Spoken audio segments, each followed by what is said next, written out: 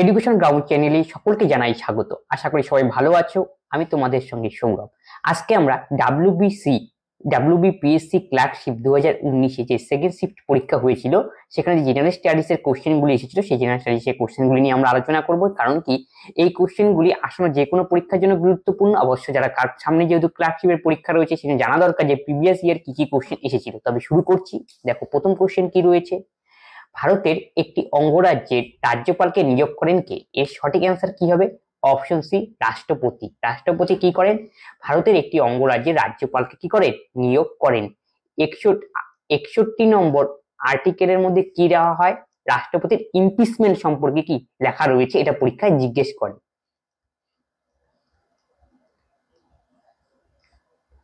এই কোশ্চেনটা অনেকবার রিপিটেড হয়েছে। নেক্সট কোশ্চেন কি বলেছে, নিচে উল্লেখিত বন্দরগুলির মধ্যে কোনটির অবস্থান পাকিস্তানে নয়? এর সঠিক অ্যান্সার কি হবে? অপশন ডি, বন্দর আব্বাস। এই বন্দরটি পাকিস্তানে নয়, এটি কোথায় অবস্থিত? ইরানে অবস্থিত। পরের কোশ্চেনটি দেখো, অস্ট্রেলিয়ার রাজধানী কোথায়? এর সঠিক অ্যান্সার কি হবে? Option C, Canberra. তাহলে অস্ট্রেলিয়ার রাজধানী তো আমরা শুনলাম ক্যানবেরা, এবং তাহলে অস্ট্রেলিয়ার কারেন্সি কি? সেটা হলো ডলার, অস্ট্রেলিয়ান ডলার। বইয়ের মধ্যে অস্ট্রেলিয়ান ডলার লেখা থাকে বা ডলার লেখা থাকতে পারে। নেক্সট কোশ্চেন দেখো, নিম্নে উল্লেখিত নোবেল পুরস্কার বিজয়ীদের মধ্যে কোন ব্যক্তি কলকাতার সঙ্গে বিশেষ কোনো যোগাযোগ ছিলেন না? এর সঠিক অ্যান্সার হবে অপশন বি, হরগোবিন্দ খোরানার কি কলকাতার সঙ্গে বিশেষ যোগাযোগ নেই। বাকি যারা ছিলেন সবার সঙ্গে কি কলকাতার সঙ্গে রিলেশন রয়েছে। তাহলে হরগোবিন্দ খোরানা 1968 সালে নোবেল প্রাইজ পেয়েছে। কিসের জন্য পেয়েছিলেন তিনি? জেনেটিক কোড আবিষ্কার করেছিলেন। ঠিক কোড। সিবি রমন কত সনে পান? 1930। তিনি কি আবিষ্কার করেছিলেন? রমন এফেক্ট।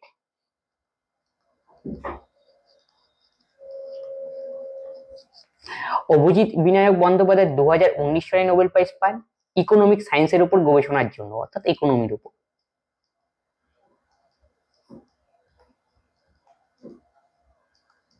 মাদার টেরিজা পান কবে? 1979 সনে। পিসের উপর তিনি পেয়েছিলেন। ঠিক আছে, প্রত্যেকটি কিন্তু আমাদের পরীক্ষার জন্য ইম্পর্টেন্ট। আর নোবেল প্রাইজ দেওয়া হয় কতগুলি ক্যাটাগরিতে? টোটাল 6টি ক্যাটাগরিতে দেওয়া হয়। নিম্নলিখিত রাষ্ট্রগুলির মধ্যে কোনটি বিমস্টেক গোষ্ঠীর সদস্য নয়? এর সঠিক অ্যান্সার কি হবে? Option A, Pakistan. তবে বিমস্টেকে যে হেডকোয়ার্টার, সেটা কোথায় রয়েছে? ঢাকাতে রয়েছে। Dhaka, Bangladesh.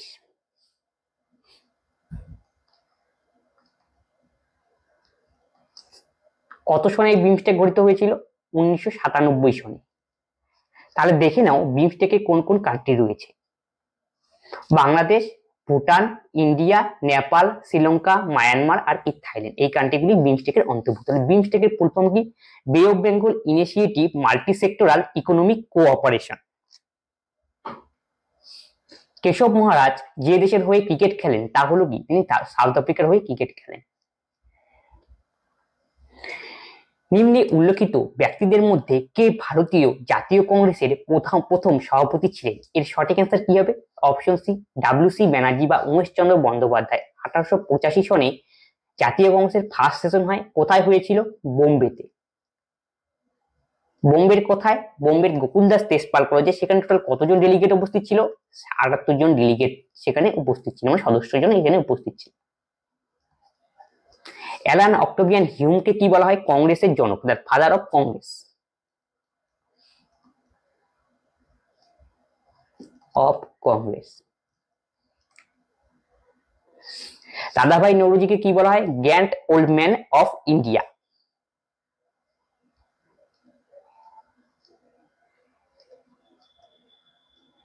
Man of India. পরের কোশ্চেনটি দেখো, নিচের কিছু খেলোয়াড়ের নাম এবং যেসব খেলোয়াড় তারা পারদর্শী তা দেওয়া হয়েছে। খেলোয়াড়ের নাম ও খেলা ঠিকমতো চিহ্নিত করতে হবে। তাহলে আমাদের দেখতে হবে কোনটা অর্ডার রয়েছে। ক্রিস্টিয়ানো রোনাল্ডো কি ক্রিকেট খেলেন? না। তিনি কি খেলেন? ফুটবল খেলেন। তাই এটা তো আমাদের হবে না। সেমিনা, এটা হেলেপ হবে একটু। ঠিক আছে, তিনি কি খেলেন? টেনিস খেলেন, তার মানে এটা ঠিক রয়েছে।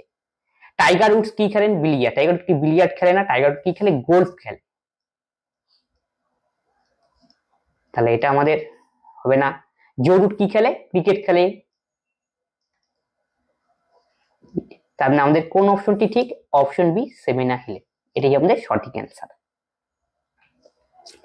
ভারতের পূর্বমুখী কর্ম লুক ইস্ট নীতি, পূর্বমুখী নীতি মানে লুক যে ইস্ট নীতি, এটা কে সূচনা করেছিলেন? এটা নিয়ে একটি কোশ্চেন নিয়ে গড়বড় রয়েছে। এটা প্রথম সূচনা করেছিলেন কে? নরসিমা রাও, 1991 সনে। ঠিক আছে। আর এটাই লুক ইস্টটাকে অ্যাক্ট টু ইস্টে পরিণত হয়, করেন কে? নরেন্দ্র মোদী।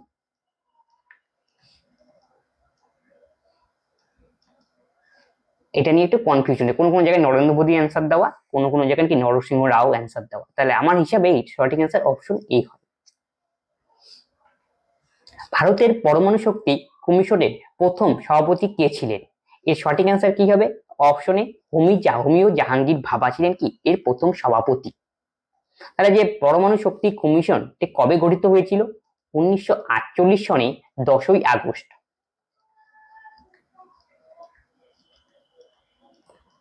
তাহলে পরের কোশ্চেনটি দেখো, স্বাধীন ভারতের প্রথম গভর্নর জেনারেল কে ছিলেন? এর সঠিক অ্যান্সার কি হবে? অপশন বি, শ্রী রাজগোপালাচারী ছিলেন স্বাধীন ভারতের কি প্রথম গভর্নর জেনারেল। চক্রবর্তী রাজগোপালাচারী। সর্বপল্লী রাধাকৃষ্ণন ভারতের প্রথম উপরাষ্ট্রপতি ছিলেন। রাজেন্দ্র প্রসাদ প্রথম রাষ্ট্রপতি ছিলেন। বি আর আম্বেদকর কি সংবিধানের কি জনক বলা হয় ভারতের। আলেকজান্ডার কখন ভারতবর্ষ আক্রমণ করেন? এর সঠিক অ্যান্সার কি হবে? অপশন সি, 326 বিসিতে আলেকজান্ডার ভারতবর্ষ কি করেন? আক্রমণ করেন। আলেকজান্ডারের সঙ্গে আলেকজান্ডারের সঙ্গে কার একটা যুদ্ধ হয়েছিল? পুরু। আলেকজান্ডার ভার্সেস পুরু। কত সনে হয়েছিল? 326। সেই যুদ্ধটির নাম কি ছিল? হিডিসপাসের যুদ্ধ। এটাও পরীক্ষায় জিজ্ঞেস করে।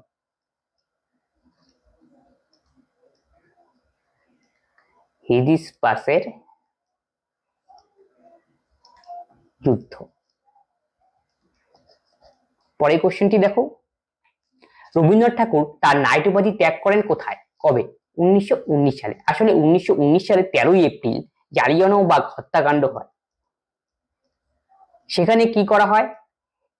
জালিয়ানওয়ালাবাগ হত্যাকাণ্ড ব্যাপারটা কি? জালিয়ানওয়ালাবাগ হত্যা করা হয় পাঞ্জাবের অমৃতসরে। সেখানে সাধারণ জনগণ উপস্থিত ছিল। কিসের জন্য উপস্থিত ছিল?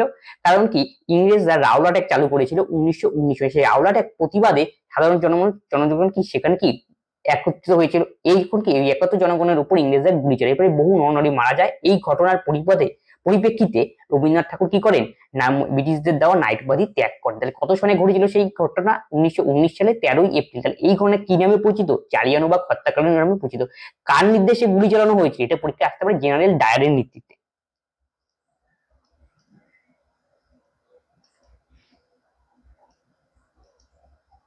তাহলে ঘটনাটা কোথায় ঘটেছিল? পাঞ্জাবের অমৃতসরে। নিম্নলিখিত রাজ্যগুলির মধ্যে কোনটিতে চায়ের উৎপাদন হয় না? এর সঠিক অ্যান্সার কি হবে? Option C, Madhya Pradesh. যেন অসমেও হয়, ত্রিপুরাতে পাহাড়ি এলাকা, পশ্চিমবঙ্গে দার্জিলিং রয়েছে, যেখানে কি চা উৎপন্ন হয় দার্জিলিং জলপাইগুড়িতে। নিম্নে উল্লেখিত রাষ্ট্রগুলির মধ্যে কোথায় ভারতের দূতাবাসকে প্রধানত হাই কমিশনার বলা হয়? এর সঠিক অ্যান্সার হবে অপশন বি, যুক্তরাজ্য বা ইউকে। আর কোথাকার বলা হয়? বাংলাদেশ, পাকিস্তান, শ্রীলঙ্কা,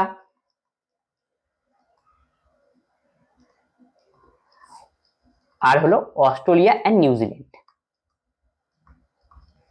তাহলে নেক্সট কোশ্চেন দেখো, উসিয়ান বোল্ট একজন কি ছিলেন? তিনি একজন দূরপাল্লার কি দৌড়বিদ ছিলেন। উসিয়ান বোল্ট কোথাকার ব্যক্তি ছিলেন? তিনি জামাইকার ব্যক্তি ছিলেন।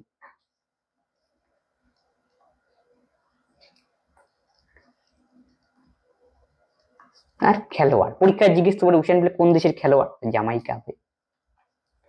নিম্নে উল্লেখিত নদীগুলির মধ্যে কোনটির উৎস হিমালয়? এর সঠিক অ্যান্সার কি? Option C, Brahmaputra. ব্রহ্মপুত্র কোথা থেকে উৎপন্ন হয়েছে? চুমাইংদুং হিমবাহ থেকে উৎপন্ন হয়েছে, হিমালয়ের অংশ।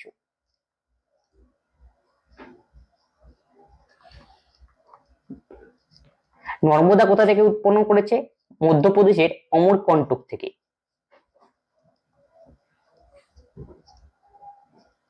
কাবেরী কোথা থেকে? ব্রহ্মগিরি থেকে। দামোদর কোথা থেকে উৎপত্তি লাভ করেছে? ছোটনাগপুরের খামারপোত থেকে, নাগপুর মালভূমির খামারপোত অঞ্চল।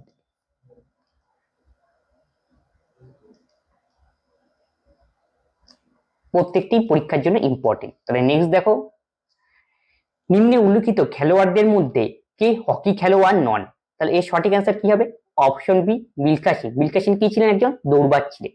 আর ধ্যানচাঁদকে কি বলা হয়? হকির জাদুকর বলা হয়। নিম্নে উল্লেখিত রাষ্ট্রগুলির মধ্যে কোনটি একটি স্বাধীন রাষ্ট্র নয়? এটা হবে আলাস্কা, যা উত্তর আমেরিকায় অবস্থিত। অমরকন্টক শহরটি কোথায়?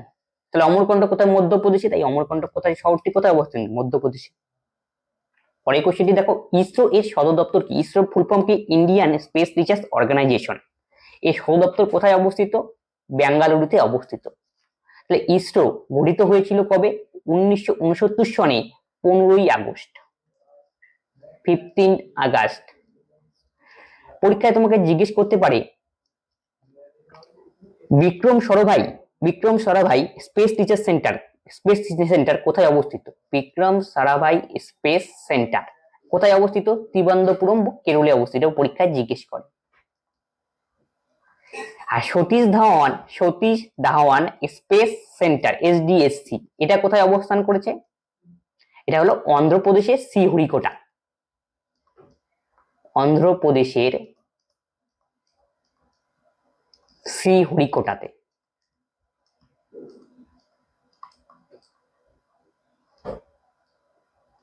তাহলে কি? Satish Dhawan space centre. VSS মানে বিক্রম সারাভাই স্পেস সেন্টার। বিশ্ব উষ্ণায়নের জন্য নিম্নলিখিত কারণগুলির মধ্যে কোনটি দায়ী নয়? এর সবাই জানো, এর অ্যান্সার কি হবে? অপশন সি, সৌরশক্তির ব্যবহার। সৌরশক্তি কি? আমাদের কি পরিবেশ বান্ধব জ্বালানি। আর সৌরশক্তি কি করে? পরিবেশের জন্য কি উপকারী, কোনো পরিবেশের ক্ষতি করে। তাহলে এর অ্যান্সার কি হবে? অপশন সি, সৌরশক্তি। এছাড়া যে গ্রিন হাউস গ্যাস গুলি রয়েছে, carbon die oxide, methane, CFC সবই কি বিশ্ব উষ্ণায়নের জন্য দায়ী। মমল্লপুরম সম্পর্কে নিম্নে উল্লেখিত বিবৃতির মধ্যে কোনটি অসত্য? এটি একটি ইউনেস্কো সংশ্লিষ্ট পীঠস্থান, এটি ছিল পল্লবদের রাজধানী, এটি একটি কথকনৃত্যের জন্ম দেয়, এটি পর্যটন কেন্দ্র। তার মধ্যে কি বলছে? কোনটি অসত্য, মানে কোনটি ঠিক নয়, কোনটি মিথ্যা, সেটা আমাদের বের করতে বলেছে। তাহলে এর সঠিক অ্যান্সার কি হবে? অপশন সি, এখানে কথকলি নৃত্যের কি জন্ম হয়। তার মানে কি এটা কিন্তু মিথ্যা, এটা এই সম্পর্কে ঠিক নয়। তাহলে আমাদের সঠিক অ্যান্সার কি হবে? Option C. তাহলে কথকলি নৃত্য কোথায় দেখতে পাওয়া যায়? কেরলে।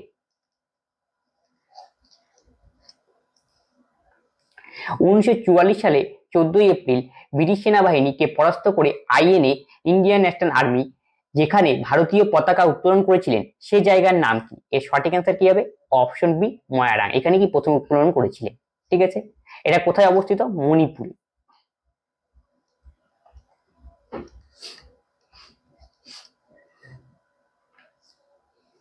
অশ্বিনী সংকেত গ্রন্থটি রচয়িতাকে। দেখো অশ্বিনী সংকেত, দেখো আমাদের WBPSC মিসলেনিয়াস ক্লাসে বিভিন্ন পরীক্ষায় এই সমস্ত স্ট্র্যাটেজি থেকে কিন্তু কোশ্চেন জিজ্ঞেস করে, যেমন কি যে বইয়ের রাইটারের নাম, এটা কিন্তু পরীক্ষায় থাকবেই এক দুটো কোশ্চেন। ঠিক আছে, আর বিভিন্ন নৃত্য, বিভিন্ন স্ট্র্যাটেজিকের থেকে মিনিমাম 15খানা মার্কস থাকবে। তোমরা স্ট্র্যাটেজিকে ভালো করে পড়তে হবে। জন্য দেখো এইটাই স্ট্র্যাটেজিকের কোশ্চেন দিয়েছে যে অশ্বিনী সংকেত গ্রন্থের রচয়িতাকে। এর সঠিক অ্যান্সার কি হবে? অপশনে বিভূতিভূষণ বন্দ্যোপাধ্যায়। বিভূতিভূষণ বন্দ্যোপাধ্যায় কি লিখেছিলেন আরো? পথের পাঁচালী, অরণ্যক,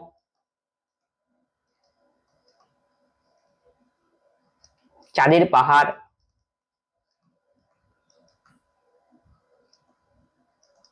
নেক্সট কোশ্চেন দেখো, টেস্ট খেলায় কোন ভারতীয় ক্রিকেটার সর্বাধিক দ্বিশত রান করেছিলেন? এর সঠিক অ্যান্সার কি হবে? বিরাট কোহলি। অপশন বি হবে আমাদের কারেক্ট অ্যান্সার। টেস্ট খেলায় কিন্তু সেটা মনে রাখবে। কোনটি অতীতে পর্তুগিজদের কলোনি ছিল না? এর সঠিক অ্যান্সার কি হবে? অপশন ডি, আন্দামান নিকোবর দ্বীপপুঞ্জ। পর্তুগিজদের কলোনি ছিল না। পর্তুগিজদের মধ্যে প্রথম কে? Vasco da Gama. তিনি ভারতে আসেন কত? 1498 খ্রিস্টাব্দে। কোথায় এসেছিলেন? কেরলের মালাবার অঞ্চলে, কালিকট বকুলে অঞ্চল।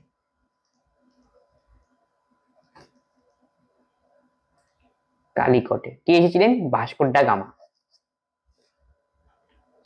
শ্রী শ্রী রামকৃষ্ণ দেবের জন্মস্থান কামারপুকুর, সেটি কোথায় অবস্থিত?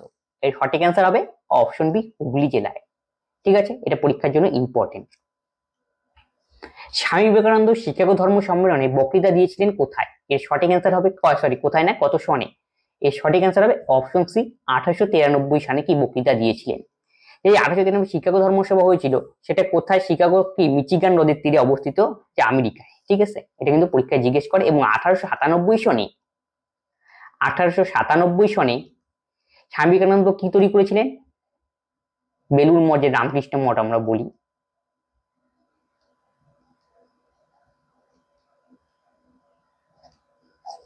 এটা পরীক্ষায় জিজ্ঞেস করে। নিম্নলিখিত ব্যক্তিদের মধ্যে কে সাহিত্যে নোবেল পুরস্কার পাননি? এর সঠিক অ্যান্সার কি হবে? অপশন সি অরুন্ধতী রয় কি পাননি? সাহিত্যে নোবেল পুরস্কার পাননি। তার লেখা একটা ইম্পর্টেন্ট বই, the god of small things.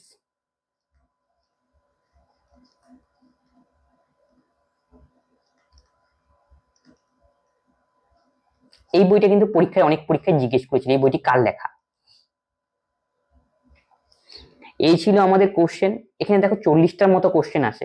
দেখো বাকি কোশ্চেন গুলো, বেশিরভাগ কোশ্চেন যেগুলো বাকি রয়েছে, হয়তো এক দুটো নিয়ে কিছু আমাদের মিস্টেক হতে পারে বা কিছু ডাউট রয়েছে, আর বেশিরভাগই কোশ্চেন আমাদের কিন্তু এই কারেন্ট অ্যাফেয়ার্স থেকে আছে। সেই কারেন্ট অ্যাফেয়ার্স এর কোশ্চেন গুলি আমরা বাদ দিয়েছি। তোমরা কারেন্ট অ্যাফেয়ার্স পড়বে, এর পরবর্তীতে আমরা দেখো ক্লার্কশিপের পরীক্ষার জন্য বা মিসলেনিয়াস বুকের যে কোনো পরীক্ষাই হোক, কি কি আসন্ন পরীক্ষার জন্য ইম্পর্টেন্ট কারেন্ট অ্যাফেয়ার্স, সেগুলোও নিয়ে আসবো। আর জিকে বা জিকে সংক্রান্ত বিভিন্ন কোশ্চেন তো আসবেই। তবে আমাদের যদি ক্লাসটি তোমাদের ভালো লেগে থাকে, তোমরা অবশ্যই সাবস্ক্রাইব করবে এবং বন্ধুর সঙ্গে শেয়ার করবে। আজকের ক্লাস আমরা এখানেই শেষ করছি। পরবর্তী নেক্সট ভিডিও দেখা হচ্ছে। ধন্যবাদ।